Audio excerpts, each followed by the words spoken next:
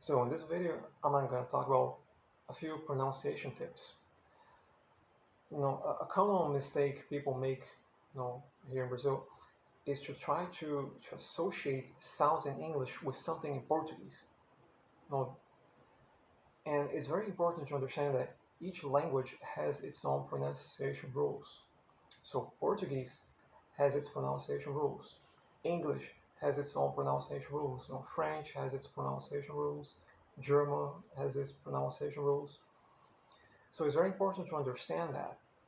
And whenever you're trying to learn another language, instead of trying to associate with something in my language, I have to think about learning a new language with new pronunciation rules. And sometimes I joke, like here in Brazil, each region of Brazil has a different accent. And sometimes I joke around, you try to imitate accents from another region.